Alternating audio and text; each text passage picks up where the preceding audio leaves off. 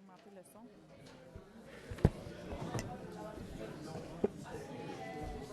Alors, bonsoir à tous. Je vais vous demander de prendre place. On va commencer dans quelques minutes. 1, 2, 1, 2, 1, 2. Je pense que c'est mieux. Voilà.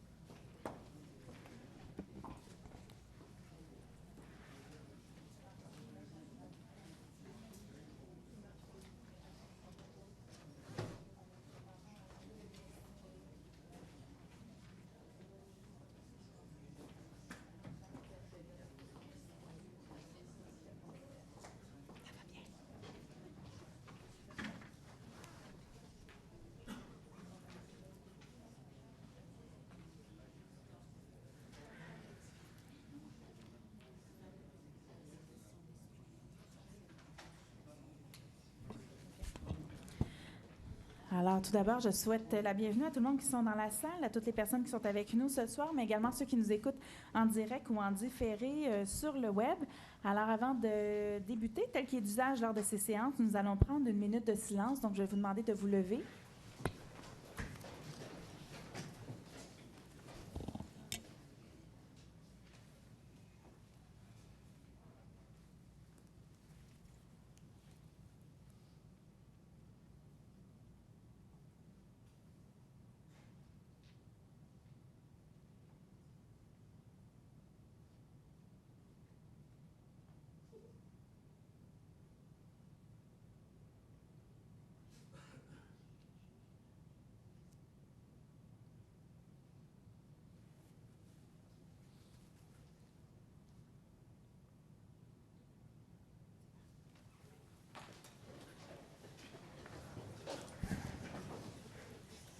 Alors, permettez-moi de vous présenter les gens qui m'accompagnent à l'avant. Tout d'abord, à ma gauche, Mme Renée-Chantal Bellinga, conseillère d'arrondissement du district Ovid-Clermont. Bonsoir. Également, on vous souhaite un prompt rétablissement, en fait, avec mes sympathies avec ce qui s'est passé dans votre famille. Merci, Madame la mairesse. Alors, voilà. Alors, également, je tiens à présenter Mme Chantal Rossi, conseillère de la Ville. Bonsoir. Également, du côté droit, à ma droite, M. Jean-Marc Poirier, conseiller d'arrondissement. Bonsoir. Du district Marc-Larac. Également, M. Abdelak Sari, conseiller de ville du district Marc-Larac. Bonsoir. Qu'on transmet également nos plus sincères sympathies pour le décès survenu récemment dans votre famille. Également, personnel du cabinet de la mairesse et des élus à l'arrière, nous avons la présence de Mme Anna Miazarek, chargée de secrétariat. M. Robert Delbecq, qui est attaché politique. À l'avant, nous avons la présence de Mme Marie-Marthe Papineau, secrétaire d'arrondissement. Bonsoir. Qui est accompagnée de Mme Anne-Sophie Bergeron, agente de recherche. Bonsoir. Également la présence de Mme Rachel Laperrière, directrice de l'arrondissement. Bonsoir. Du côté de ma droite, au fond, nous avons la présence de Mme Claire Vasseur, directrice de la performance du greffe et des services administratifs. Bonsoir. M. Gilbert Bédard, directeur des travaux publics. Mme Guichard, qui est en remplacement de M. Claudel Toussaint. Donc, Mme Guichard, elle est chef de division culture et événements, en remplacement de M. Claudel Toussaint, le directeur de la culture, des sports, des loisirs et du développement social. Également, nous avons la présence de M. Jérôme Vaillancourt, directeur de l'aménagement urbain et des services aux entreprises. M. Daniel Bussière, chef de division relations avec les citoyens et communication. Du poste de quartier 39, M. Miguel Alston, inspecteur du poste de quartier. Je pense que je n'ai pas oublié personne. Voilà. Tout le monde a été nommé. Alors, merci à tous d'être ici. Donc, je vais appeler maintenant... Robert a été nommé. Okay. Robert a été nommé. Oui. Check, là. Voilà. On voulait être sûr, hein? On voulait être certain. Ouais. C'est parfait. Donc, je vais appeler le point 10.01. Si vous permettez, on va débuter avec l'adoption de l'ordre du jour de la séance de ce soir. Je propose. J'appuie. Alors, c'est proposé par M. Sary, appuyé par M. Poirier. Donc, on poursuit maintenant avec le point 10.02, qui est le mot de la mairesse et des élus. Donc, je vais demander à Mme Rossi de commencer le bilan des événements d'été. Voilà. Alors, bonsoir, rebonsoir tout le monde. Alors, plus que 2 semaines avant la fin officielle de l'été. Ça crève le cœur de dire ça. Vous ne savez peut-être pas, mais les citoyennes et les citoyens de Montréal-Nord sont privilégiés sur un point. Nous sommes un des arrondissements de Montréal qui offre annuellement le plus d'activités culturelles, sportives et de loisirs entièrement gratuites. Je voudrais profiter de cette séance du Conseil pour remercier chaleureusement celles et ceux qui ont organisé des événements dans nos parcs, dans nos installations cet été. Cela comprend évidemment des dizaines d'employés de l'arrondissement, dans les parcs, bibliothèques, culture, événements, sports, loisirs, mais aussi des dizaines d'organismes partenaires. Grâce à eux, les Nord-Montréalaises et les Nord-Montréalais ont pu profiter de centaines d'événements pour tous les âges, dans tous les coins de l'arrondissement. Seulement depuis le dernier conseil d'arrondissement au mois d'août, nous avons, par exemple, eu droit à la fête marocaine au Parc Aimé-Léonard, au basket de rue Urbanifest au Parc Le Carignan, aux Olympiades des aînés sur le boulevard Gouin, à la semaine italienne du Congrès national des Italo-Canadiens au Parc Aimé-Léonard, à la kermesse des aînés au Parc Eusèbe-Ménard, au symposium d'art visuel de Montréal-Nord au Parc Ottawa, à la fête de la rivière au Parc Aimé-Léonard, à la kermesse et fête de clôture de la rue Dijon et Charleroi en fête. C'est pas banal, là. C'est de l'action en un mois. Tout cela sans compter la foule d'activités offertes dans nos bibliothèques et à la Maison culturelle et communautaire. Comme élus, nous sommes vraiment très heureux de pouvoir vous offrir une telle programmation. Merci une fois de plus aux artisans de cette réussite. Et il serait ici trop fastidieux de les nommer. Plutôt que d'oublier, on préfère ne pas en nommer. Mais sachez que tous ceux et celles qui avaient fait quelque chose, considérez-vous personnellement remerciés. Avec la fin de l'été arrive la rentrée scolaire et reprise normale des activités. Le rythme de nos vies augmente et la course quotidienne reprend. Nous sommes tous plus occupés, nous sommes tous plus pressés. Cela se sent dans nos rues, il n'y a plus de circulation, il n'y a plus de congestion. Je vous rappelle que nous avons fait installer des supports à vélo dans nos cours d'école pour encourager nos enfants à adopter des modes de vie, des modes de déplacement actifs.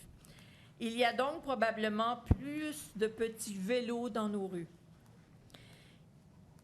Il y a surtout plus de piétons que lors des journées de vacances. C'est en pensant à eux que je vous invite à redoubler de prudence, particulièrement aux abords des écoles. Et aux abords des écoles, mais à tous les passages piétonniers. Trop souvent, on voit des gens qui n'arrêtent pas au passage piétonnier. Le piéton a priorité à un passage piétonnier. Du moment qu'il y a le pied dans la rue, on se doit d'arrêter. Et trop souvent, on voit des risques d'accidents importants parce que les automobilistes ne prennent pas le temps d'arrêter. Alors, on vous demande expressément d'être vraiment vigilants, tant pour nos gens âgés qui traversent piétonnières que nos jeunes aux abords des écoles. Soyez tous et toutes des brigadiers, des brigadières scolaires. Que chacun de nous se donne le rôle d'être un brigadier. Alors, on vous demande de garder l'œil ouvert. Soyez attentifs aux écoliers, aux étudiants et, comme je le dis, aussi nos gens âgés qui n'ont pas toujours le temps de traverser à temps. Soyez vigilants. Donnez-leur la priorité. Donc, prudence et bienveillance sont les mots que je vous invite à retenir aujourd'hui. Une bonne rentrée à tous et à toutes. Merci beaucoup, Madame Rossi. Sur ces belles paroles, hein, on se joint à vous pour lancer le même message. J'aime bien la phrase « Soyez tous des brigadiers scolaires hein? ». Ça envoie un bon message pour prendre soin de nos enfants, hein, de nos jeunes à Montréal. Pardon? Non, je lançais un clin d'œil à Mme Oui, on est tous brigadiers scolaires. Tout Voilà. à fait, oui. Alors, tel que je me suis engagée lors de la dernière séance du Conseil, donc au mois d'août, et demandé par la conseillère d'arrondissement du district Ovid-Clermont, nous déposons aujourd'hui un état de situation quant à la salubrité des logements de l'arrondissement. Donc, j'ai un document que je vais transmettre également à mes collègues. Je vais également le déposer à Mme Papineau.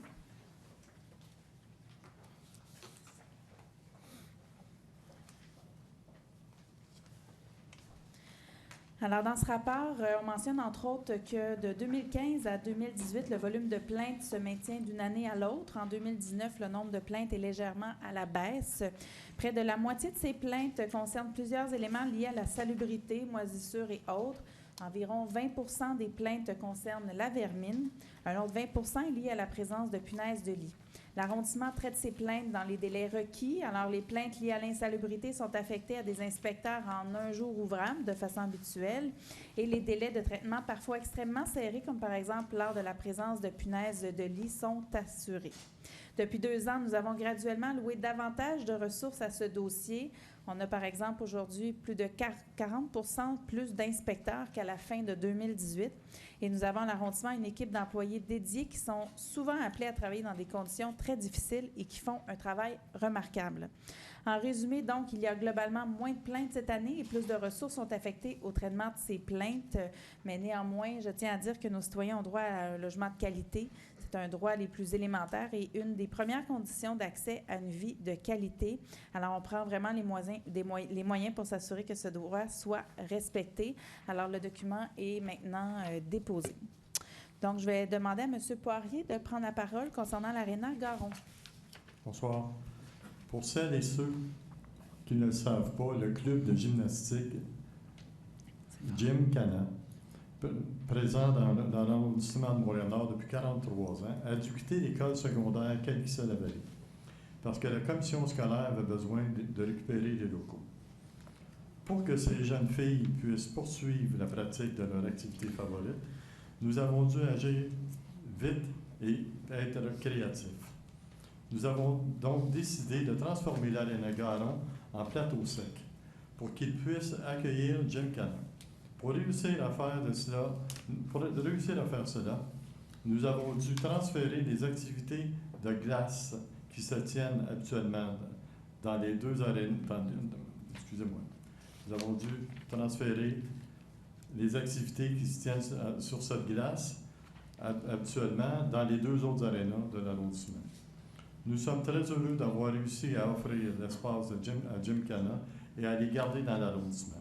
Merci beaucoup au club qui utilisait les glaces de l'Aréna Garon pour leur très grande collaboration dans ce dossier. Merci. Merci beaucoup, M. Poirier. Je vais maintenant céder la parole à M. Sari. Merci beaucoup, Mme Black. Comme vous le savez, le dossier de la circulation visant à améliorer la sécurité et le bien-être des citoyens et commerçants dans le district Marie-Clarac continue d'avancer depuis l'annonce qui a eu lieu le 15 mai dernier. Plusieurs mesures ont été implantées.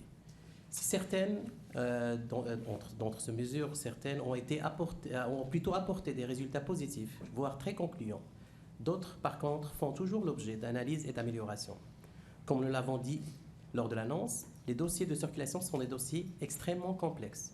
Et quand il s'agit de secteurs enclavés et névralgiques comme celui de Marie-Clarac, il faut constamment évaluer les mesures et, au besoin, apporter des correctifs. Pour faire cela, nous comptons à la fois sur l'expertise de nos équipes et celle de la Ville de Montréal, et sur l'expérience des personnes qui vivent sur place.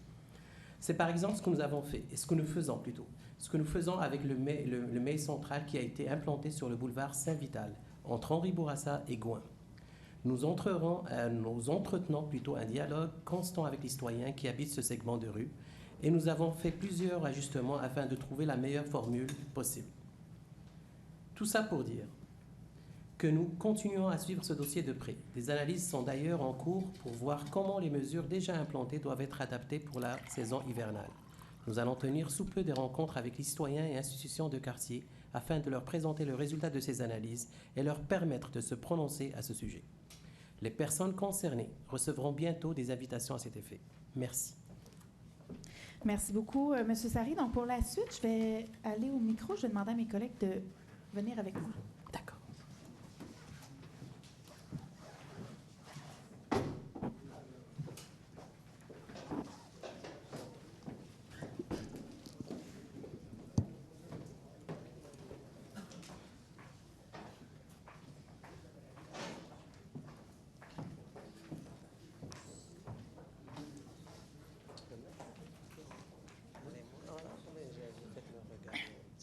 Alors, les Jeux de la rue existent depuis 2002. Ces Jeux contribuent à l'épanouissement et au développement des jeunes en les mettant en saine compétition à travers le sport.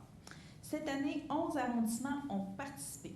Montréal-Nord a été représenté au soccer, au basketball et à la danse. Oui, la danse, c'est devenu un sport.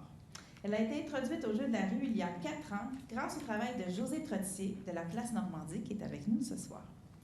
11 danseurs de Montréal-Nord ont participé en compétition officielle et 2 plus jeunes en démonstration. Il nous fait très plaisir de les recevoir ce soir dans la salle du Conseil. Alors, on va remettre des certificats. Donc, quand je vais vous nommer, je vais vous demander de venir à l'avant pour qu'on puisse remettre le certificat.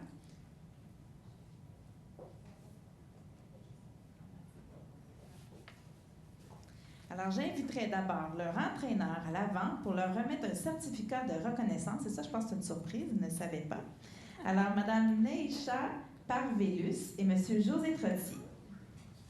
Allez, on peut les applaudir.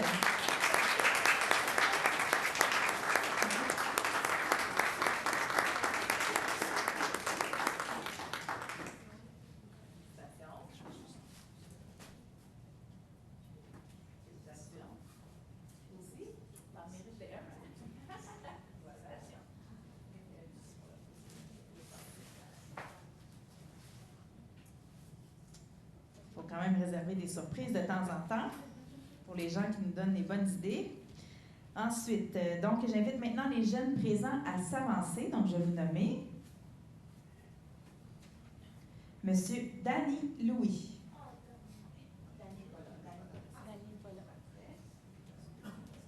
Abigail Frédélie Saint-Jean.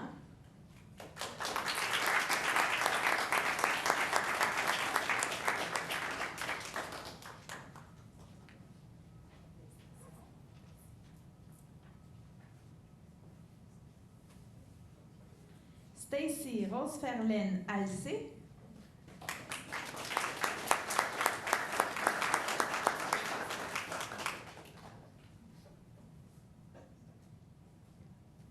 Ashley Fils-Aimé.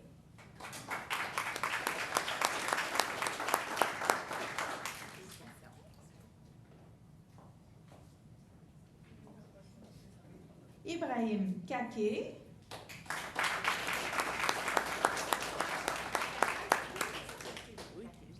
Voilà.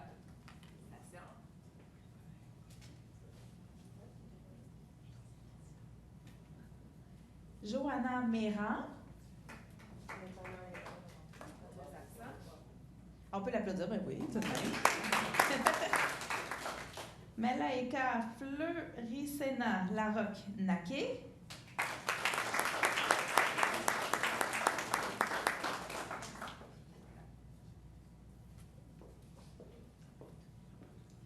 Au cours de cette compétition, tout le monde a bien performé et les juges ont trouvé que la qualité des mouvements et l'adresse des 2 plus jeunes représentants de Montréal-Nord étaient remarquables.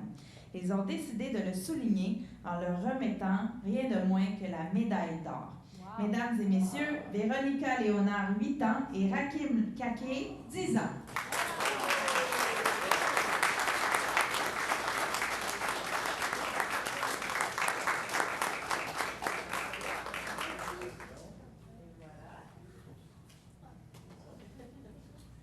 Alors là, ce qu'on va faire, on va prendre une photo, mais après ça, j'ai un autre petit mot à vous dire, là, parce que c'est pas fini, là. C'est des athlètes.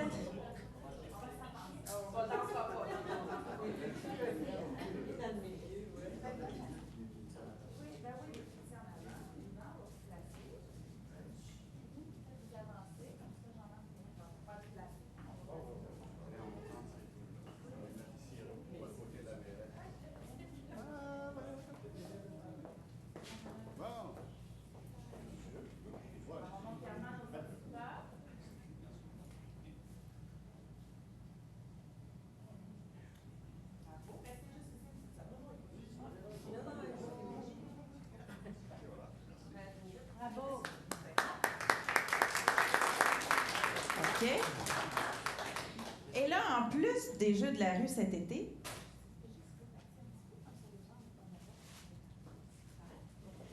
alors en plus des Jeux de la rue, bien, imaginez-vous donc que tous ces beaux jeunes sont allés au B3, au B3 ce week-end.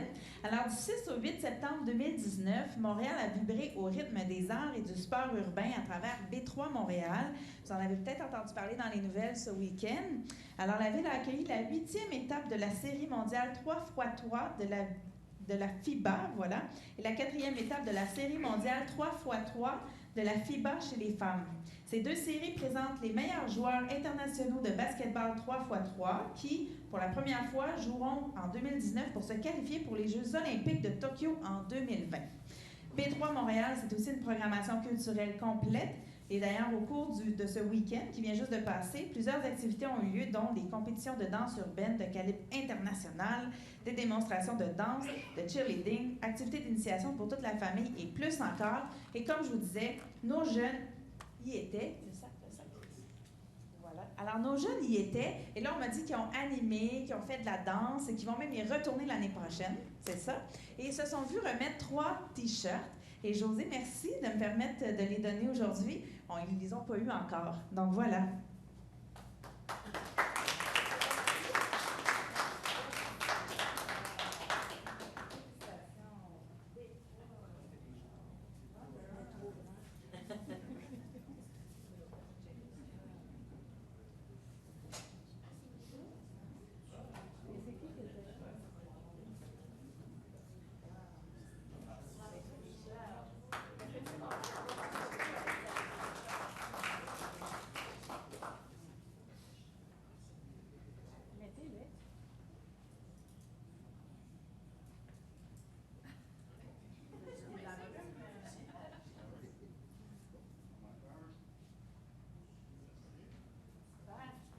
Alors, ce que José, M. Trottier me mentionne, c'est qu'en fait, ça se trouve être les t-shirts officiels des bénévoles qui avaient toute la fin de semaine. Alors, ils ont maintenant leur copie aussi. Alors, félicitations à vous. Nous sommes très, très fiers de vous et on vous encourage à poursuivre. Comme ça, on va pouvoir vous réinviter au conseil pour vous donner d'autres certificats pour d'autres performances que vous allez faire. Alors, on vous souhaite une bonne continuité et un bon début d'année scolaire également.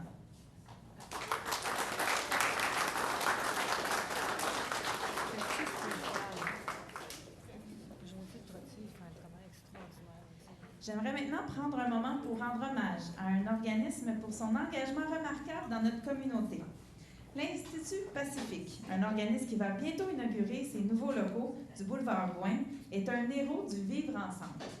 En privilégiant le dialogue, le respect et l'ouverture, cet organisme et ceux qui y travaillent contribuent à bâtir un milieu de vie exempt de violence et à soutenir l'épanouissement des enfants, des jeunes et des adultes de notre communauté. Nous souhaitons aujourd'hui remercier cet organisme pour cette grande contribution et le féliciter d'avoir récemment obtenu, rien de moins, la médaille du lieutenant-gouverneur du Québec pour mérite exceptionnel, en reconnaissance de ses programmes de résolution de conflits. Alors, on félicite l'organisme pour l'obtention de ce prix. Et j'invite maintenant Sherline Day, directrice générale, et M. François-Pierre Squarnec, voilà, président du conseil, a signé le livre d'or de l'arrondissement. On les applaudit.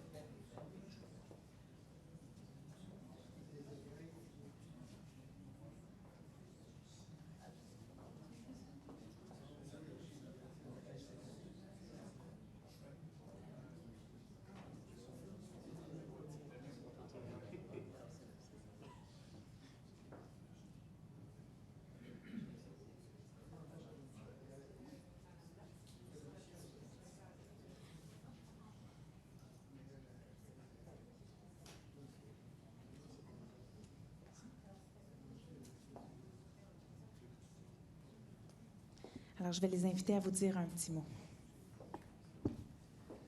Alors, un grand merci. Vous savez, l'Institut a été fondé en 1976. Ça fait donc 43 ans que nous sommes présents dans la communauté, à la frontière d'Annecy et de Montréal-Nord, bien sûr. Et on est toujours très actifs dans plusieurs écoles et dans plusieurs parcs, grâce, entre autres, au soutien de la Ville de Montréal-Nord, de l'arrondissement. On vous remercie beaucoup. Je voulais souligner aussi, outre la présence de Shirley Day, notre directrice générale, celle de Roxane McDonald, qui est coordonnatrice du service parents-enfants, qui est très active et qui est très connue auprès des groupes communautaires ici. Nous participons à plusieurs tables de concertation. On est en lien avec énormément d'organismes communautaires, des institutions diverses. Et je tiens à souligner qu'un institut, même à 43 ans, peut se réinventer. Nous avons lancé, il y a de ça environ un an, un grand programme de médiation sociale. On intervient dans plusieurs conflits de nature humaine, ou là où les policiers ne peuvent pas vraiment intervenir de bonne façon, là où la judiciarisation n'est pas nécessairement la bonne voie pour que les gens se retrouvent heureux en bout de piste. Alors, je voulais vous souligner qu'on est actif également dans le domaine sportif. Alors, on sort des écoles de plus en plus, et je pense que c'est important de le souligner également. Merci pour cette reconnaissance.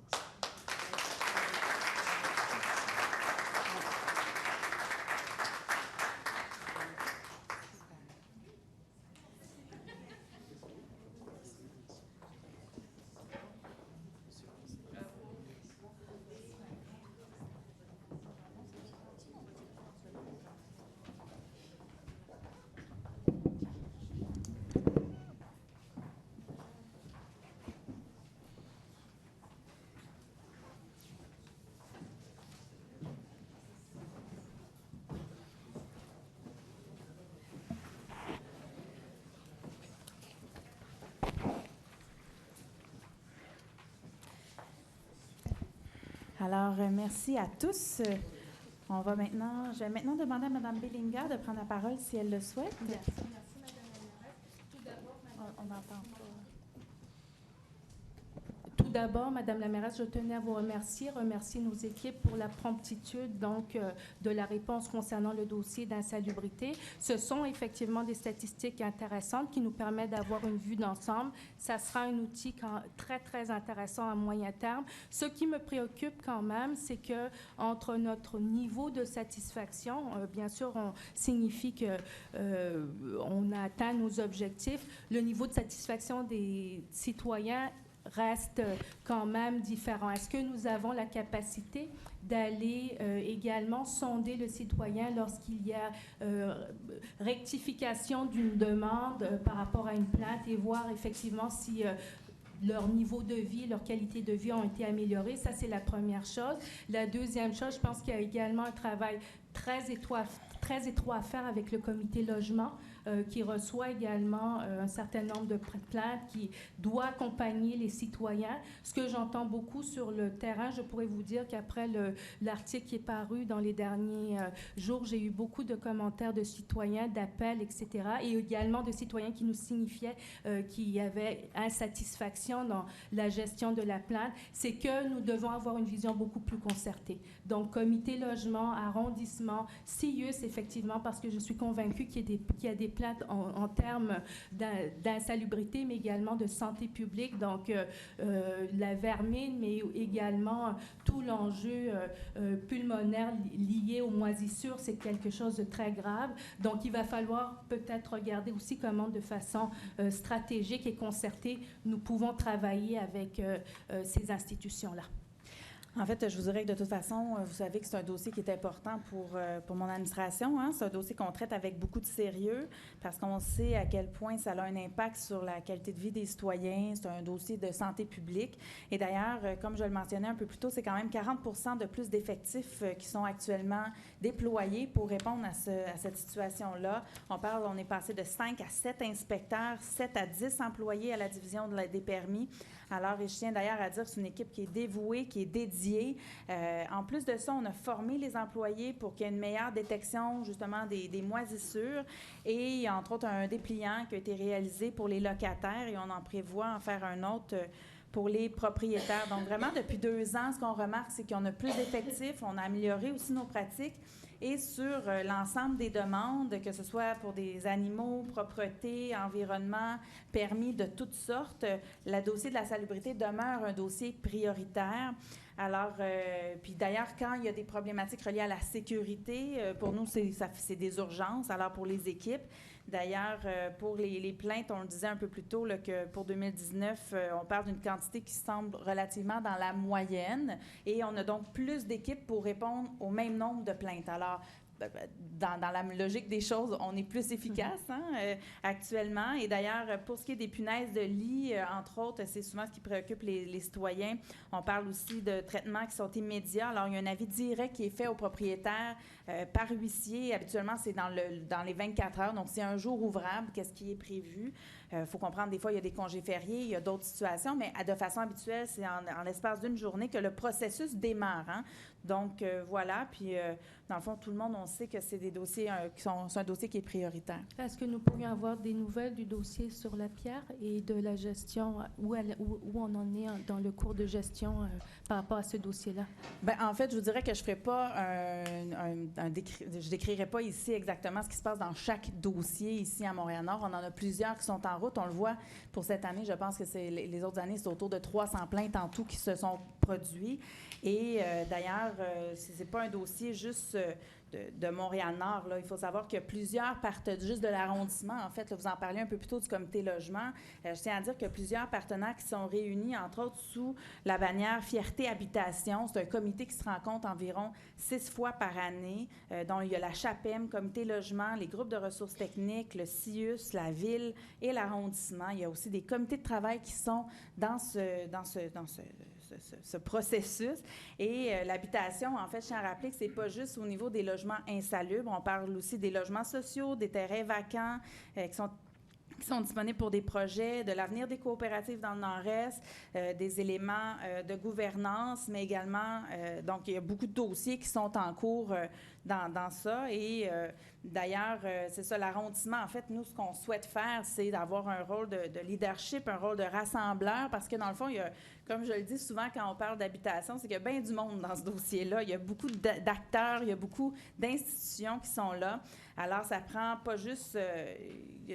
dans le fond, nous, l'arrondissement, on a une responsabilité, oui, certes, mais ce n'est pas que nous. Et d'ailleurs, je tiens à dire quand on parle, entre autres, de coercition, de mesures de coercition par rapport aux propriétaires, c'est un des éléments, oui, effectivement, que certains propriétaires doivent aller plus loin, mais en même temps, je vous dirais que dans certains autres cas, ça prend des interventions sociales aussi. C'est dans ces cas-là où le CIUS, justement, peut pouvoir intervenir.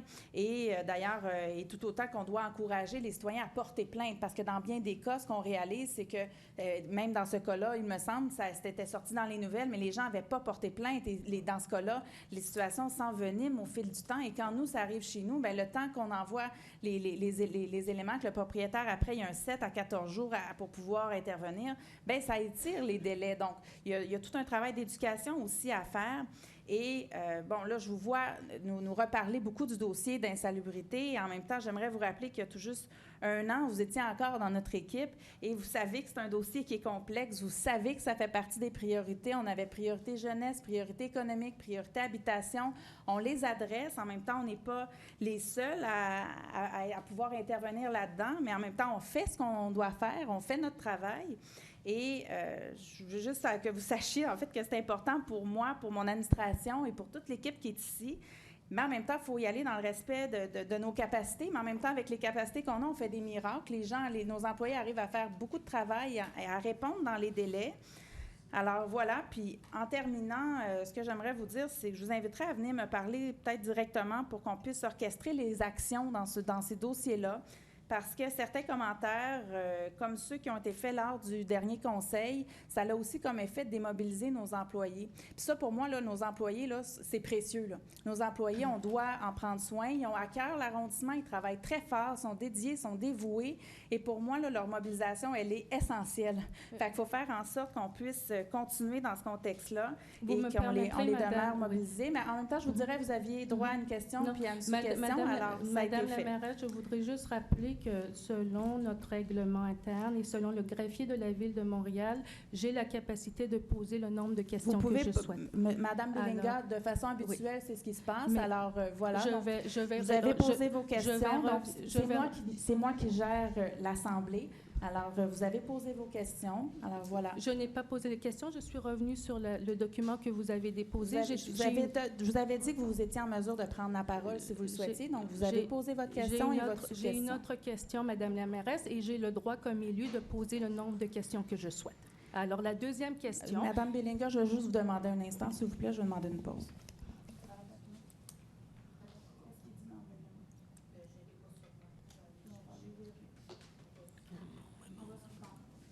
Alors, on va suspendre quelques instants, s'il vous plaît.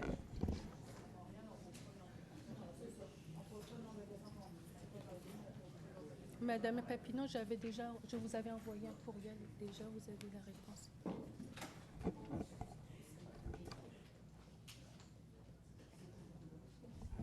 Peut-être dans l'intervalle, comme on a suspendu, s'il y en a qui souhaitent quitter, il n'y a aucun problème, vous pouvez le faire sans problème.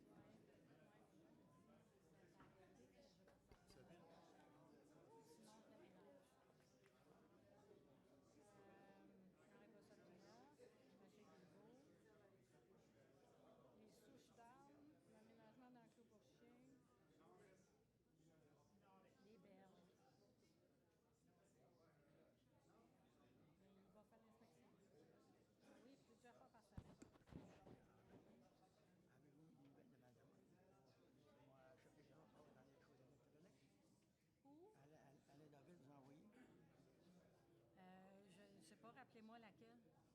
Pour que mon nom soit passé des chevaliers de couronne de Moyen-Nord passe dans des choses électroniques. Ah oui, oui, j'ai vu ça. Oui, oui, c'est acheminé, ça. J'ai demandé ça à Daniel. C'est Daniel qui s'occupe de ça. Daniel Bichard, il est là-bas dans le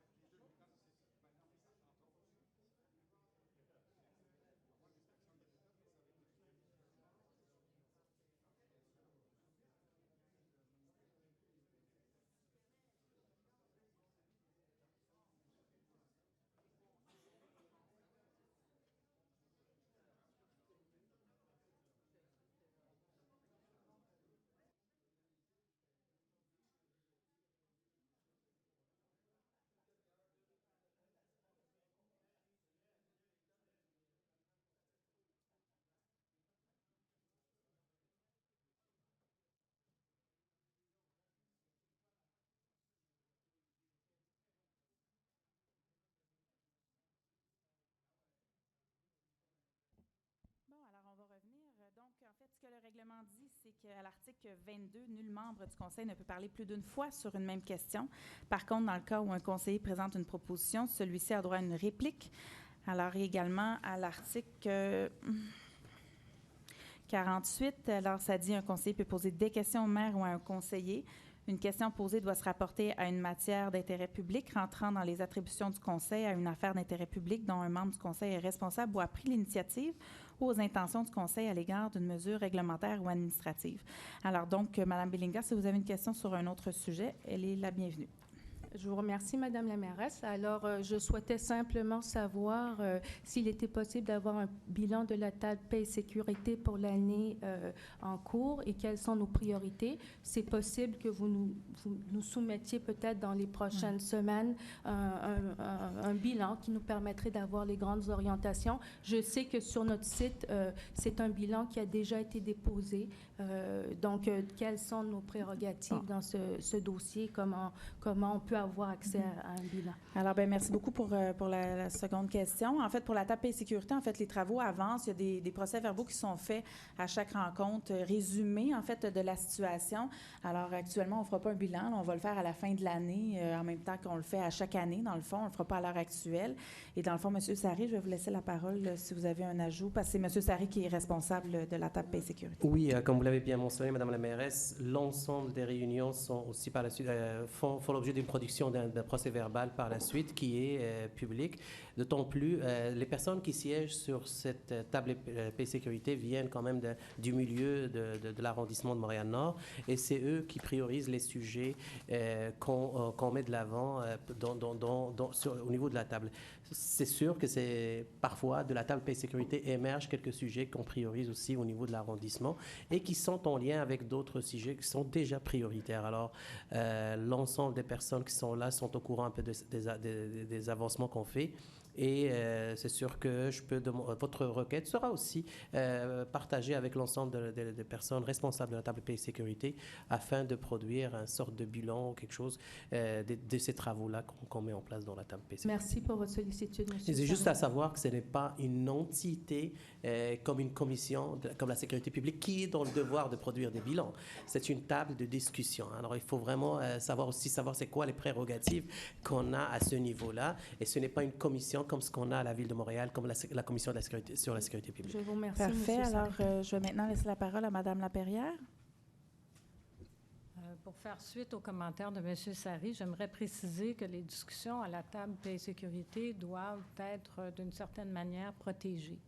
Nous parlons de sécurité urbaine, de paix et de sécurité urbaine. Donc, les sujets peuvent être, par exemple, la violence conjugale ou les résultats du poste PDQ 39 et ne sont diffusés que les éléments qu'il est convenu de diffuser entre les membres. Et donc, on a une forme de bulletin qui est relayé aux membres de la table pour qu'ils puissent, eux, le diffuser dans leur réseau.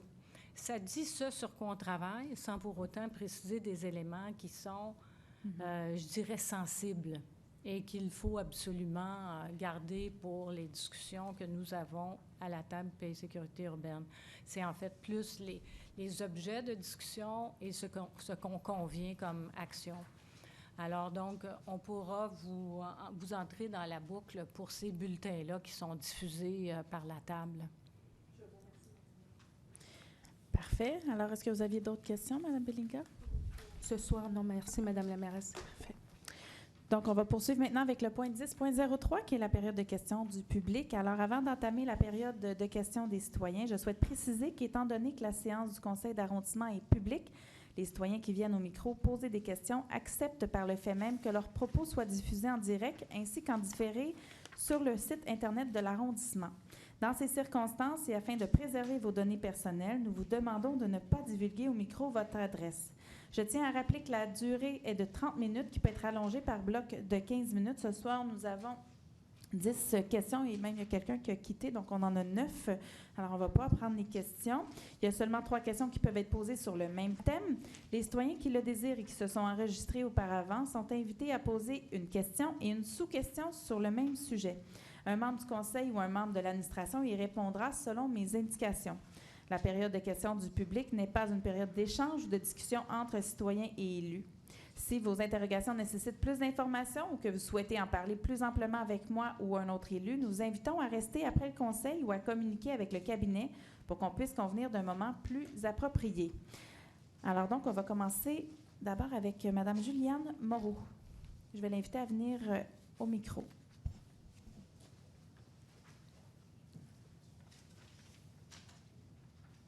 Bonjour, je m'appelle Juliane Moreau. Je vais vous parler de la situation de la circulation de transit sur le boulevard Gouin entre Saint-Vital et Pineuf. Ça fait 3 ans que les citoyens du secteur vous demandent d'agir. Depuis 3 ans, il n'y a absolument rien qui a été fait. Et rien. Je vais vous demander de changer votre attitude, M. Sarry. Aucune des mesures... Madame Moreau, je vais demander de Oui, c'est juste que tout de même, quand là. on me regarde de manière arrogante, je vais vous demander trouve que de j'ai le droit continuer avec votre de préambule et répondre. votre période OK, de je veux juste votre demander à question. M. Sarry de garder la même réserve que vous me demandez. Parfait. Est-ce que c'est possible? Continuez. Merci. Continuez, Madame Moreau. Il n'y a absolument rien qui a été fait. Les mesures qui ont été présentées au mois de mai, M. Sarry lui-même me l'indiquait dans les escaliers, étaient, à son avis, à lui aussi décevantes. Elles ont été décevantes. La salle complète vous l'a dit. Il n'y avait aucune de ces mesures-là qui touchait la circulation de transit entre Saint-Vital et Pineuf. Donc, je ne suis pas ici pour qu'on me rappelle qu'il y a des mesures qui ont été mises en place parce que ces mesures-là n'ont pas trait à cette Je vais vous situation-là. demander d'arriver à votre question. Je m'en viens. OK? Je vais vous parler du dernier mois. Mhm. Le dernier mois, chez moi, en face de chez nous, un cycliste s'est fait frapper par un véhicule qui s'en venait en direction, qui circulait en direction est parce qu'il était impatient. Un camion cube qui était impatient sur Henri Bourassa et qui voulait utiliser Gouin, a circulé en sens inverse sur London. Moi, en sortant de chez moi, un véhicule arrivait tellement vite sur le boulevard Gouin que quand j'ai ralenti pour tourner sur London, il m'a frappé. Et finalement, un piéton au coin de London qui traversait la rue d'est en ouest a failli se faire frapper parce que la circulation est tellement dense aux heures de pointe que le véhicule qui circulait en direction ouest, qui a tourné pour essayer de se faufiler entre deux véhicules, a failli frapper un piéton. Alors, votre question, Mme Moreau? Oui, Mme Black. C'est une période de questions. Alors, je vais vous demander, là, vous avez fait votre préambule, je vais vous demander d'arriver à la question. Voici ma question. Quelles mesures et quelles démarches concrètes vous entendez prendre dans les 2 prochains mois pour changer la situation? Bien, merci beaucoup, Mme Moreau, pour votre question. En fait, vous savez, c'est un dossier qu'on suit régulièrement et on s'est déjà parlé. En même temps, je vous dirais qu'il n'y a pas de solution miracle non plus. Et les gens dans la salle qui étaient ici quand on a fait la rencontre au printemps, en fait, il y en a plusieurs qu'on a revus. Il y a eu un comité qui a eu lieu pas plus tard que la semaine passée ou l'autre semaine. Et les citoyens ont été en mesure de pouvoir s'exprimer. Est-ce que la situation est parfaite? Non, pas du tout. Est-ce qu'on veut continuer à l'améliorer? Absolument. Sur Saint-Vital, entre autres, avec le MAI, il y a des pépins. On travaille avec les citoyens. M. Bédard et son équipe ont travaillé dans ce contexte-là. Sur Garriépi, la même chose. Et M. Alston, pas plus tard que la semaine dernière, a fait des entrevues, vous avez vu dans le journal, où on met une intensité au niveau du service de police pour qu'il y ait une présence.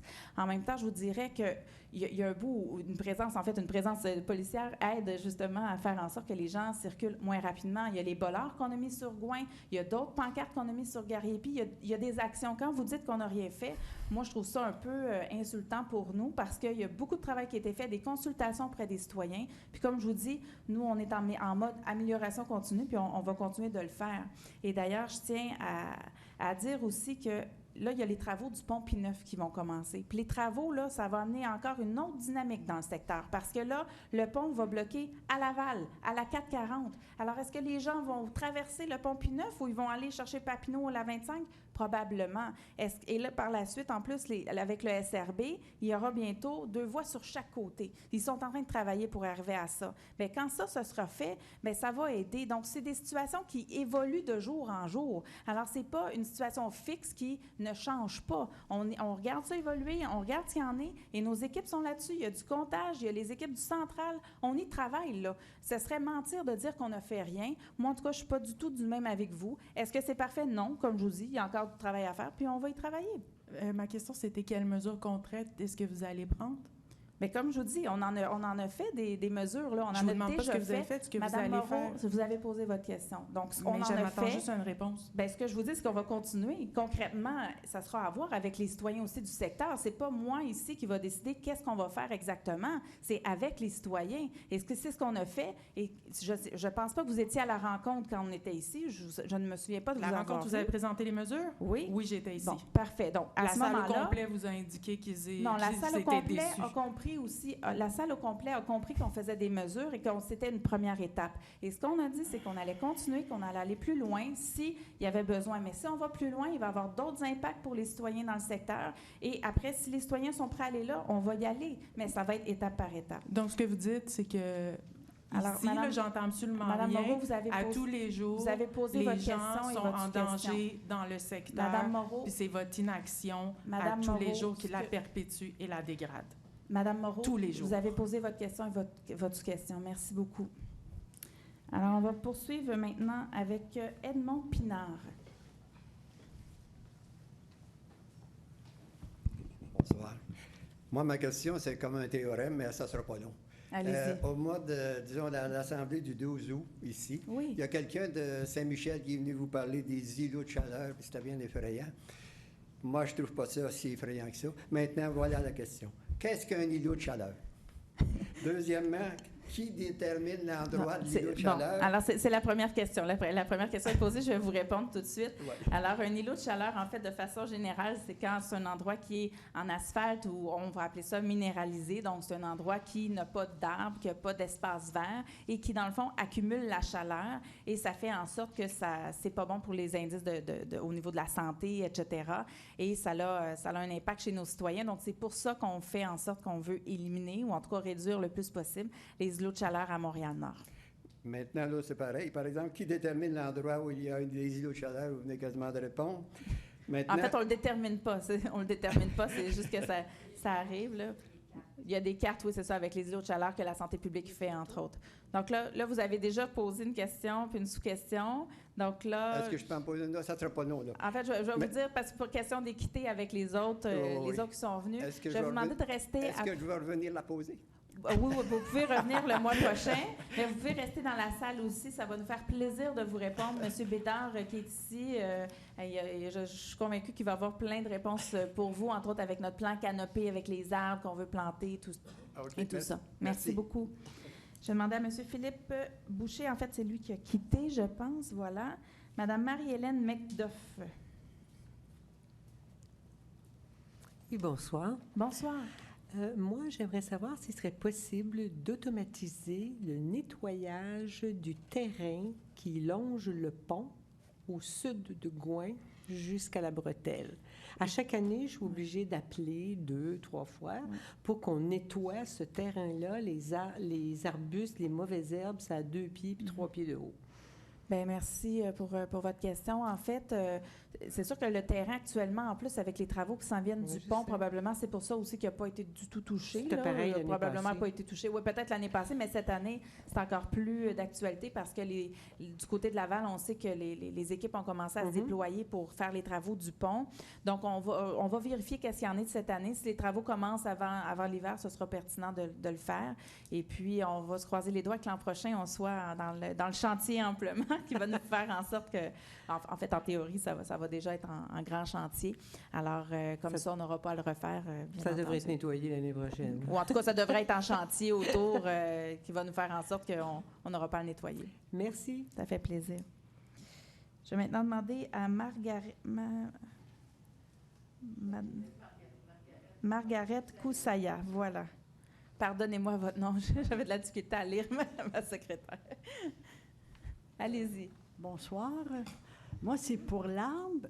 Je suis venue il y a 2 ans. Vous m'avez dit que je pouvais refuser d'avoir un arbre. Alors, moi, je me pose la question maintenant, est-ce que c'est possible que j'aie pas d'arbre? Moi, parce qu'ils m'ont dit qu'ils sont à l'écoute des citoyens. Je comprends que vous mettez des arbres. Je sais que vous êtes rendus fusionnés, des arrondissements, des fusions des hôpitaux, des fusions de la ville. Je comprends bien, là. Mais est-ce que c'est possible que j'aie pas d'arbre, là? Je ne l'ai pas évité, cet arbre-là. Là. Je n'ai pas dit viens-t'en, là. Donc, merci beaucoup pour votre D'accord, c'est juste question. ça. En fait, comme on s'est dit un peu plus tôt, votre dossier est déjà en route et je pense que vous avez eu l'occasion de parler déjà avec M. Bédard, alors qu'il va pouvoir regarder attentivement votre dossier. Je sais que c'est en route. Alors, M. Bédard, est-ce qu'il y avait autre chose à mentionner? Non. Pas Non, nécessairement. Alors, le suivi va pouvoir être fait par son D'accord. équipe. OK, merci. Merci. Je vais maintenant demander à M. Guilbeault de venir au micro.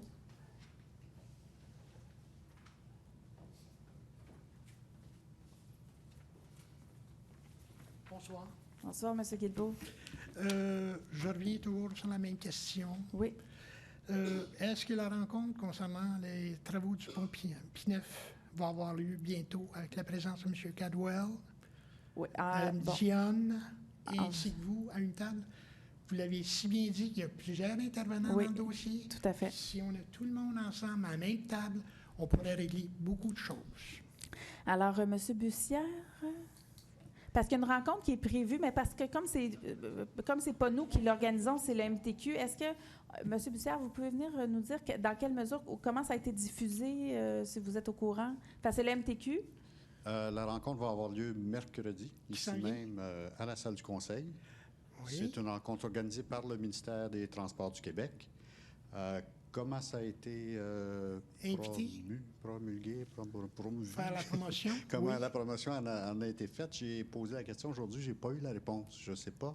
Vous habitez dans quel coin? Bruxelles. Bruxelles. Normalement, j'imagine que vous auriez dû recevoir une invitation. Je vais vérifier avec les MTQ là, pour m'assurer Parce que... que nécessairement, je considère que c'est important que tout le monde soit invité puis qu'on n'en oublie surtout pas. Parce que je pense que vous allez vous faire lancer des pierres. Puis en même temps, je vous dirais que c'est sûr que c'est un dossier qui est une séance d'information, hein, où ils vont donner de l'information. C'est pas un endroit non plus où il y a des discussions, qu'il y a des échanges entre les gens. Il n'y aura pas possibilité d'échange à ce niveau-là? Il y a des possibilités d'échange probablement, mais je veux dire, c'est pas entre les... Bien, je ne veux pas Donc, je pense- présumer d'un événement qui n'est pas le nôtre. Oui. Oui, Donc, c'est est-ce ça. qu'il y aura des échanges? Quelle sera la teneur, l'ordre du jour, l'agenda? Je ne peux pas vous le préciser ce Parce que soir. Alors, je suis étonné, on est aujourd'hui lundi, que mercredi, qui est déjà... Oui. C'est Donc, on très va... court, puis j'ai pas été informé de Tout la à fait. chose. Si vous Alors, Je pense que... on va en informer de toute façon le ministère des Transports de votre préoccupation. Puis d'ailleurs, aujourd'hui, j'avais demandé à M. Bussière qui vérifie ça, parce que je me doutais bien que vous alliez me poser la question. Alors, on a vérifié parce que nous, en fait, comme arrondissement, tout ce qu'on fait pour faciliter la rencontre, c'est de prêter ici la salle du conseil parce que c'est tout près du pont, mais on n'a pas d'autres informations à l'heure actuelle. Alors, on va aller aux sources, voir qu'est-ce qu'il y en est, comment ça a été promu, et on va faire des recommandations s'il y a lieu. Et Alors, on voilà. publiera Je ces vais vous- informations. Ça prend place mercredi. Je comprends, là, j'entends votre préoccupation. On passe carrément à côté. Alors, je vous remercie. On va faire le suivi, M. Guilbeault. Juste une petite... Ben là, petite vous avez... intervention. Je vais vous demander Oui, de oui, rester à la c'est- fin. C'est un commentaire. C'est tout Ben, simplement, c'est une période de nécessairement, questions. Je comprends les deux questions. Ben, Et M. puis, la Guilbeault, deux c'est une questions période de questions. Par mois, je vous dis que ça avance lentement, le dossier. Lentement. Mais je vais vous demander... je tente à rencontrer- Monsieur Guilbeault, c'est une question puis une sous-question. Donc, je vais vous demander de retourner dans la salle. On va pouvoir se parler après sans problème. Merci beaucoup. Ben, c'est des questions d'équité, hein, Non, envers non, tous c'est pas les une question tous d'équité, les c'est une citoyens. question de transparence. Alors, Alors, je vais maintenant demander à Mme Louise Dunberry de venir au micro.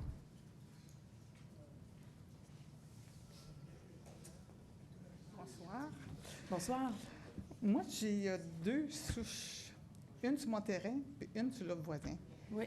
Puis une qui date de 2017, puis l'autre de 2018. J'aimerais savoir quand vous allez venir enlever les deux Parfait. souches. Donc, M. Bédard, je vais vous demander de venir au micro pour parler de la procédure au niveau des souches. Est-ce que vous avez déjà appelé au 3-1, madame, pour Oui, le j'ai mentionner? déjà. Parfait. On va le monter, hein, M. Bédard, c'est Ouais, ça? non, c'est bon. Écoutez, je vais prendre votre adresse, on va regarder ça. C'est qu'on a sur notre programmation plusieurs souches, disons, à enlever, là. Je sais qu'on avait un appel d'offres qui était en cours pendant l'été. Je vais regarder ce qui est arrivé avec l'appel d'offres, mais je pense que les prix sont sortis très élevés, là, puis je ne suis pas sûr qu'on va donner suite. Alors, on va voir ce qu'on va faire avec les souches. Peut-être les souches 2017-2018, là. Ouais. Parce qu'à cause de la grille du frein, il y a eu beaucoup d'abattages. D'ailleurs, c'est pour ça aussi qu'on plante beaucoup d'arbres. On en plante presque 1000 là, par année, privé, public. Mais justement, il nous reste plusieurs souches à faire. je vais vous donner des nouvelles exactement pour chez vous, là, Parfait. qu'est-ce qui se passe avec le contrat. Bon, Ouais, d'accord. Est-ce que vous avez une sous-question? Non, c'est tout. Ça va être bon. Parfait. Merci. Donc, M. Bédard, je comprends, vous allez faire le suivi du dossier. Parfait. Merci beaucoup. Je vais maintenant demander à Donald Collan de venir au micro.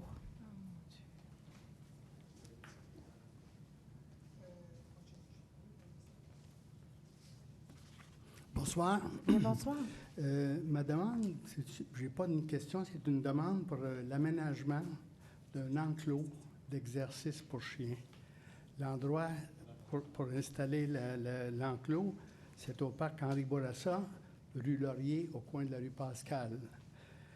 Il s'agirait de transformer l'une des deux terrains de bocce, des terrains qui existent présentement et qui ne sont pas utilisés. Les deux terrains, en 2018, ont été utilisés 2 fois. En 2019, 0. Aucune activité. Alors, ces terrains-là sont déjà clôturés et éclairés et ils pourraient être transformés en enclos d'exercice pour chiens à très peu de frais. Alors, merci pour votre question. En fait, je comprends quand même que c'est une question. Hein. Vous nous demandez si c'est quelque chose qu'on prévoit faire. Pour l'instant, on est dans des grands chantiers. Si vous habitez près du parc Henri Bourassa, vous êtes au courant que le parc est en grand chantier actuellement. Alors, actuellement, on est en train de faire le pavillon du parc, également le pôle aquatique qui est en train de se faire également avec les jeux d'eau. Pour l'instant, ce qui est prévu actuellement dans le parc, c'est surtout un terrain de football qui est prévu pour, entre autres, les jeunes de l'école. Et dans le reste du parc, il y avait des aménagements, des jeux pour enfants, mais tout n'était pas encore finalisé. Alors, ce sera des choses qu'on pourra voir, analyser. Ce n'était pas prévu pour le moment qu'il y ait un endroit pour les chiens. En même temps, on vous entend aujourd'hui, donc ce sera quelque chose qu'on va devoir délibérer avec mes collègues et avec l'administration. Madame Laperrière? Juste un instant, je vais laisser Madame Laperrière, la directrice, vous permettre répondre. de rappeler qu'il y a eu des consultations sur les aménagements à venir au parc Henri Bourassa pendant au moins une douzaine de mois, où on a eu des rencontres avec des citoyens et jamais il n'a été mentionné ni demandé de faire un espace pour les chiens. Alors, j'aimais mieux le... Oui, c'est ça. Il y en a un au parc Gouin, puis il y en a un au parc Pilon. Actuellement, on en a 2. Et dans le parc Henri Bourassa, donc comme je disais, il y a des aménagements. Puis les terrains de bocce, contrairement à ce que vous dites, nous, on sait qu'ils sont quand même utilisés par, entre autres, le club Stella Alpina. Et on a prévu en reconstruire des nouveaux aussi sur le site. Alors, est-ce que vous avez une sous-question? Oui, ça se concerne le micro-poussage des chiens. À compter de 2020, c'est obligatoire. Alors, je voudrais savoir si la municipalité organise une clinique de micro-poussage à la fin 2019 pour se conformer au règlement qui commence le 1er janvier 2020. Merci pour votre question. Monsieur Bussière, Monsieur Vaillancourt, est-ce qu'un de vous deux est en mesure de répondre? Bon, on n'a pas l'information, en fait, donc c'est ce que je comprends là, de leur visage. Alors, ils vont vérifier, ils vont pouvoir vous revenir. On a vos coordonnées de toute façon. Est-ce que je peux déposer ça? Absolument, absolument. Vous pouvez le déposer avec plaisir.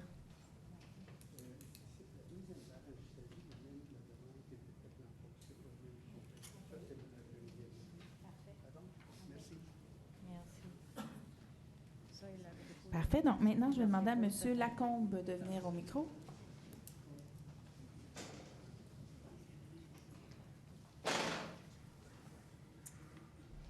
Bonsoir. Bonsoir. Ma question porte sur les berges de la rivière des Prairies. C'est la même question que j'ai posée au dernier conseil municipal. Il devait y avoir des études de sol qui devaient être effectuées cette année.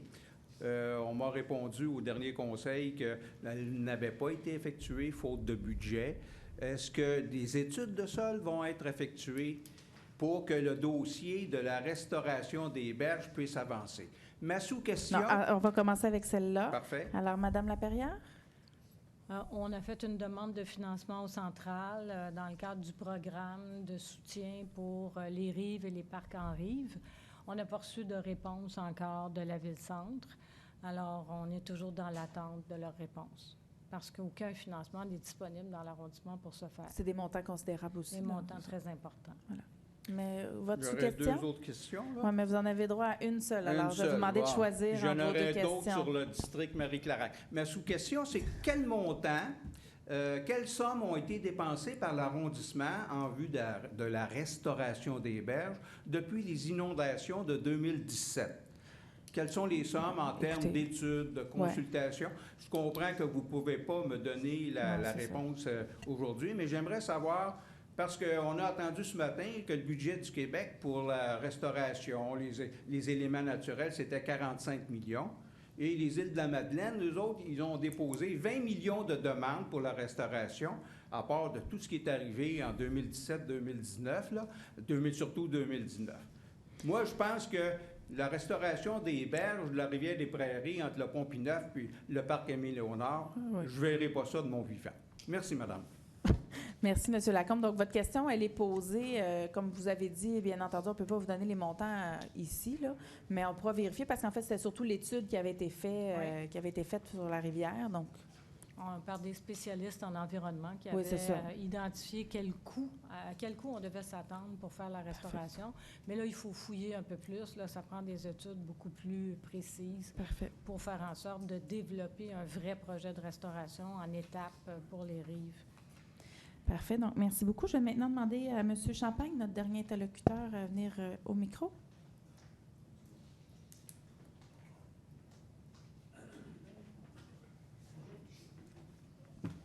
Bonsoir tout le monde. Bonsoir, M. Champagne. Ça concerne le point 40.01. En tant que retraité, j'ai très peu de contrôle sur le montant des pensions, des rentes que je peux toucher à tous les mois. Mais là, je vois ça que le règlement, c'est très succinct, comme il y a 2 lignes. Bon. Je comprends bien. Vous-même, vous votez des traitements. Les membres du conseil. Alors, c'est votre question? C'est votre première question? Oui, ce qu'on peut lire, donc, ça, oui, tout à fait. Donc, en fait, effectivement, selon la loi, on est autonome de pouvoir effectivement donner nos salaires. Alors, c'est comme ça que ça fonctionne. En même temps, ça se fait de façon publique. Alors, c'est ce qu'on fait ce soir, exceptionnellement, parce que c'est des mesures quand même qu'on fait. En fait, ça se trouve être juste au niveau des conseillers d'arrondissement, parce que les conseillers de ville, dont moi, M. Sarré et Mme Rossi, c'est régi au central, donc à l'hôtel de ville. Donc, c'est à cet endroit-là que les changements se font. Mais en ce qui concerne les conseillers d'arrondissement, donc pour M. Poirier et Mme Bellinga, c'est ici que ça se fait. Alors, comme ce fut le cas dans d'autres arrondissements, dont entre autres sur le plateau Mont-Royal, il y a eu des augmentations qui ont été faites, entre autres parce que le travail des conseillers d'arrondissement augmente, les demandes de citoyens sont plus présentes et dans le fond, on a réajusté le salaire pour que ça équivaut dans le fond à 80% du salaire des conseillers de ville, ce qui fait en sorte que ça reflète davantage le travail qui est fait par nos différents conseillers. Faut-il comprendre, chaque arrondissement paye différent? Absolument. Donc, ça, c'est votre deuxième question. Donc, pour les conseillers d'arrondissement, oui, chaque arrondissement a un salaire qui est différent. Alors, c'est comme ça que ça fonctionne à Montréal. Mais pour les conseillers de ville, c'est régi au central. Donc, c'est centralisé. Mais les conseillers d'arrondissement, c'est chaque arrondissement qui a les mêmes. Et nous, actuellement, on se situait en queue de peloton. Alors, on a décidé de réajuster pour faire en sorte que ça reflète davantage le travail qui était fait par nos conseillers, soit plus équitable envers le travail des autres conseillers de ville également. Bon, je considère que vous faites quand même un bon travail, vous méritez un bon traitement, comme tout le monde, comme tout ouvrier. Merci, M. Champagne. Merci, bonsoir. C'est quand même un bon travail. Alors, c'est ce qui met fin à la période de questions. Donc, ceux et celles qui souhaitent quitter, vous pouvez le faire à ce moment aussi, parce qu'on va poursuivre avec le conseil régulier, avec les points. Donc, je vais suspendre 1 minute. Hein? En fait, pour le 40-07, on avait un interlocuteur qui devait venir, mais ce que j'ai compris, M. Vaillancourt, c'est que malheureusement, en fait, M. Bolduc a quitté, c'est ça, ou il ne souhaitait plus intervenir, c'est ça? Est-ce que M. Bolduc est toujours là? Non. M. Fauché, est-ce que vous pouvez aller à l'extérieur, s'il vous plaît? Merci. Est-ce que M. Bolduc est toujours dans la salle? Non, il a quitté. Parfait, c'est ce que j'avais compris, qu'il y avait eu les informations qu'il avait besoin et qu'il avait quitté. Donc, on va poursuivre. Pardon? C'est bon? Parfait. Donc, on va poursuivre avec le conseil. Donc, j'appelle maintenant le 10-04 à 10-06. 10.04, on vous demande d'adopter le procès-verbal de la séance ordinaire du Conseil qui s'est tenue le 12 août 2019 à 19 h. 10.05, de déposer aux archives le procès-verbal de la réunion du Comité consultatif d'urbanisme qui s'est tenue le 13 août. Et le 10.06, de déposer aux archives le procès-verbal de la réunion du Comité de démolition qui s'est tenue le 13 août. Quelqu'un pour le proposer? Je propose. J'appuie. Alors, c'est proposé par M. Sari, appuyé par M. Poirier. J'appelle maintenant le 2001 à 2002. 20.01 vous demande d'adjuger à Construction Viatec, qui est notre plus bas soumissionnaire conforme, pour un montant de 1 896 965. Les taxes sont incluses. Un contrat pour des travaux de pulvérisation. C'est pour la réfection de pavage ainsi que la reconstruction de trottoirs sur diverses rues de l'arrondissement. On vous demande d'autoriser une dépense de 132 788. Les taxes sont incluses pour les contingents, ainsi qu'une dépense de 398 850 pour les incidents, pour un montant total de 2 428 602. 20.02, d'adjuger à Jardin Dion Inc., qui est notre plus bas soumissionnaire conforme, pour un montant de 221 034. Les taxes sont incluses. Un contrat pour la fourniture, la plantation ainsi que l'entretien de végétaux et d'arbres. C'est un projet pour l'entrée L'Angelier-Henri Bourassa. On vous demande d'autoriser une dépense de 5 000 pour les contingences, pour une dépense totale de 226 034. Propose. J'appuie. Donc, c'est proposé par M. Poirier, appuyé par Mme Bellinga, 2003 à 2004. Le 20.03, on vous demande d'accorder une contribution financière de 6 050 aux 15 comités de loisirs, de résidence et d'habitation pour aînés de Montréal-Nord. C'est pour l'année 2019. Et pour le 20.04, on vous demande d'entériner une contribution financière de 5 000 à l'Association récréo-touristique Montréal-Nord qui fait affaire sous la route de Champlain. C'était pour le projet spécial La Fête de la Rivière qui a eu lieu au parc Émile-Léonard les 17 et 18 août. On vous demande d'approuver le projet de convention qui était intervenu entre la Ville et l'arrondissement et l'organisme. Je propose. J'appuie. Alors, c'est proposé par M. Poirier, appuyé par Mme Rossi. Alors, je vais appeler maintenant le 2005 à 2009. Le 20.05, on vous demande d'accorder une contribution financière de 4 650 $. C'est pour l'année 2019. C'est pour les 13 clubs d'âge d'or qui sont reconnus, ainsi qu'à la coopérative municipale plus pour le soutien aux activités régulières des clubs de l'âge d'or de Sainte-Colette. 20.06, d'entériner une contribution financière de 3 988 $ à l'organisme Artistes en art visuel du Nord de Montréal. C'était pour la tenue de l'événement Symposium d'art visuel de Montréal-Nord qui a eu lieu le 31 août ainsi que le 1er septembre au Parc Ottawa et la galerie 3440 rue Fleury-Est. Le 20.07, d'accorder une contribution financière de 1 750 $ aux organismes de loisirs suivants, soit une somme de 1 500 $ au loisir Sainte-Colette et une somme de 250 $. Excusez-moi, c'est même pas un lapsus. Et 250 $ au 188e groupe marin Montréal-Nord, Scoutisme marin pour l'année 2019. 20.08, de décréter l'imposition d'une réserve à des fins de perte. C'est pour le lot 1 173 774 du cadastre du Québec. On vous demande de mandater le service des affaires juridiques ainsi que le service de l'évaluation foncière pour entreprendre les procédures requises à cette fin, ainsi que le service de la gestion et de la planification immobilière pour négocier l'acquisition de gré à gré. Il s'agit d'un terrain qui est situé sur l'avenue Bruxelles entre Sabrevois et Fleury. Et le 20.09, d'entériner la donation d'un piano fait par Mme Lem Jutras à l'arrondissement Montréal-Nord. C'est pour la division de la culture et des événements de la Direction de la culture, des sports, des loisirs et du développement social. Je propose. J'appuie. Proposé par Mme Rossi, appuyé par M. Sari. J'appelle maintenant le 3001 à 3002. Le 3001, on vous demande d'approuver de déposer le rapport mensuel en date du 31 juillet 2019. Le 30.02, d'approuver de déposer le rapport sur l'exercice du pouvoir délégué en date du 31 juillet 2019. Je propose. J'appuie. C'est proposé par M. Sarré, appuyé par M. Poirier. J'appelle le 3003 à 3004. Le 30.03 demande d'autoriser une dépense supplémentaire maximale de 983 $ auprès de WM Québec Inc. C'est pour la disposition des réseaux de balais et des dépôts de neige. C'est pour la période du 26 janvier au 31 décembre 2019. Le 30.04, d'autoriser une dépense de 500 $ auprès de la Fondation Beaulieu-Blondin. C'est pour l'achat d'un espace publicitaire dans le programme du tournoi de golf qui aura lieu le 19 septembre. Et ça, ça amène le budget discrétionnaire de représentation des élus. Je propose. Que je déclare l'intérêt. Proposé par M. Sarré, appuyé par Mme Rossi. M. Poirier déclare l'intérêt. J'appelle maintenant le 4001 à 4002. Le 4001, on vous demande de donner un avis de motion, de présenter et de déposer en vue d'adopter à une séance ultérieure le projet de règlement RGCA 19-10-0011. C'est un règlement sur le traitement des membres du conseil d'arrondissement de Montréal-Nord.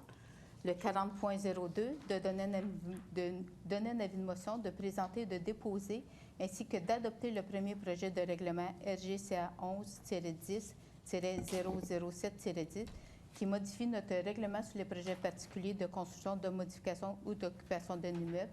C'est afin de modifier la catégorie de projets de la classe L, maison d'hébergement, ainsi que la terminologie. Je propose. Je suggérais qu'un conseiller de ville appuie. Ah oui, effectivement. Donc, proposé par M. Sarré, appuyé par Mme Rossi, 4003 à 4006. 4003, on demande d'adopter le premier projet de résolution PP-039 afin de permettre la réfection de la façade commerciale pour le bâtiment qui est situé au 62-63 Maurice Duplessis.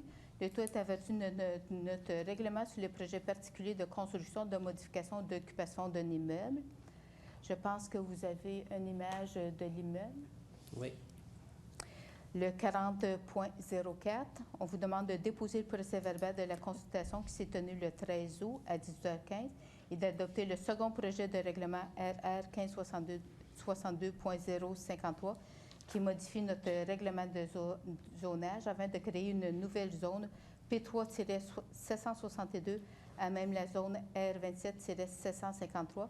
C'est afin de permettre un parc local sur le terrain vacant qui est situé à l'angle sud-est de la rue Villeneuve et du boulevard L'Angelier. Le 40.05, de déposer le procès-verbal de la séance de consultation qui s'est tenue le 13 août à 10h15 et d'adopter le règlement RR 1562.052 qui modifie notre règlement de zonage afin de modifier diverses dispositions et d'ajuster certaines notions concernant le cannabis, les revêtements utilisés, le stationnement ainsi que la hauteur d'étage, et ça, c'est pour l'ensemble du territoire de l'arrondissement. Et le 40.06, d'adopter le règlement RGCA 19-10-0010 afin d'utiliser l'utilisation du bâtiment qui est situé sur le lot 1 413 417 du Qatar du Québec, soit le 11 042 ainsi que le 11 042 avenue de London à des fins de ressources intermédiaires. Quelqu'un pour proposer? Proposé par M. Poirier, puis par Mme Rossi. Alors, 4007 à 4008. 4007, on vous demande de statuer sur une recommandation du comité consultatif d'urbanisme, soit de permettre une marge latérale minimale de 1,14 m au lieu de 1,98 m.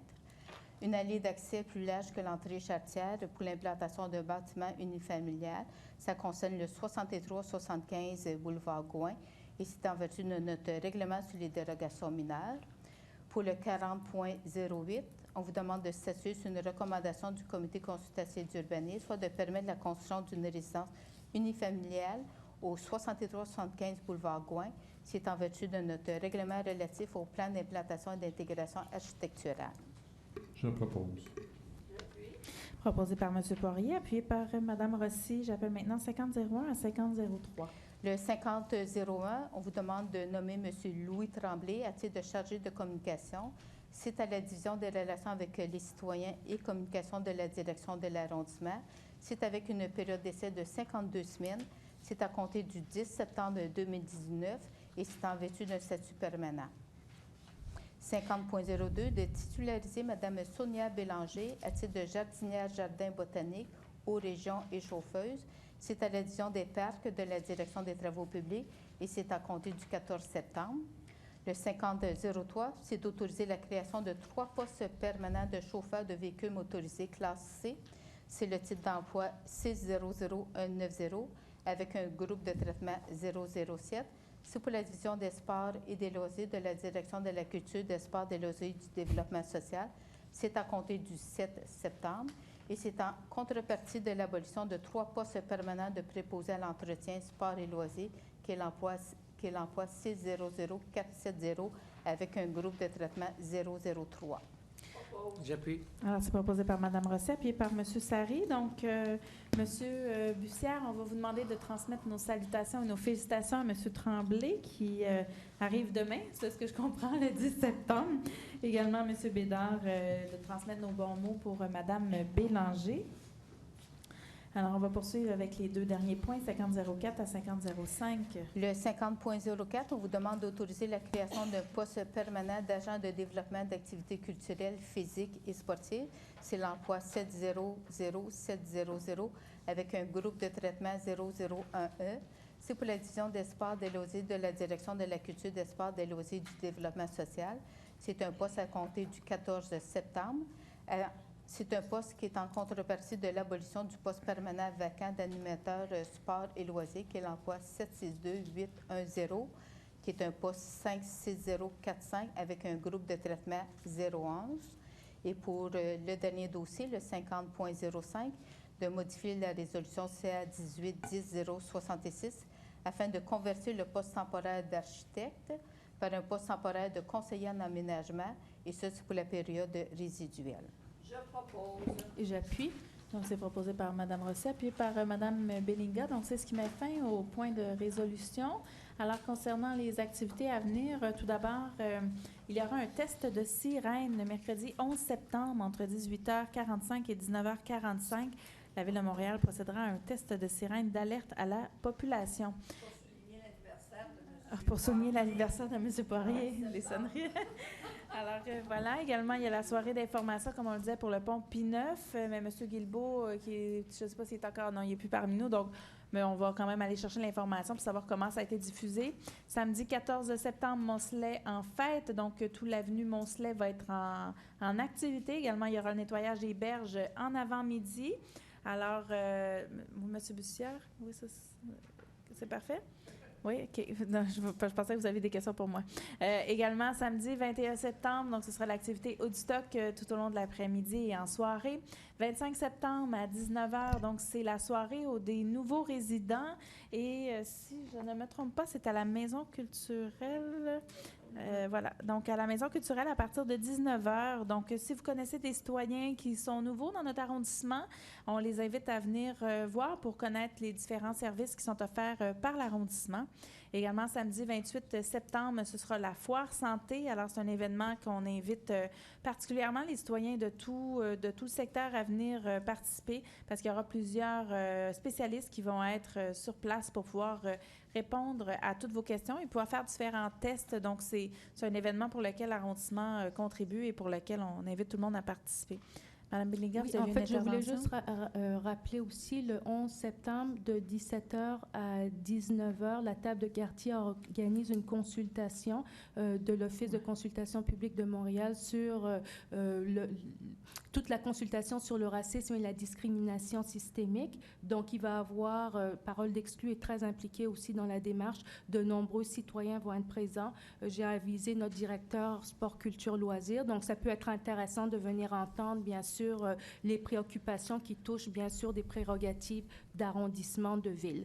Et donc, tous les citoyens sont invités à partir de 17h. C'est à la MCC. Super, excellent. C'est sûr qu'on ne met pas tous les événements des partenaires. Là. Il y en a quelques-uns, surtout sur lesquels souvent on contribue. Alors, cinéma à la Maison culturelle et communautaire. Donc, Pauline Julien, Intime et politique, un film de Pascal Ferland. Théâtre à la MCC, la LNI s'attaque au classique, donc vendredi 27 septembre.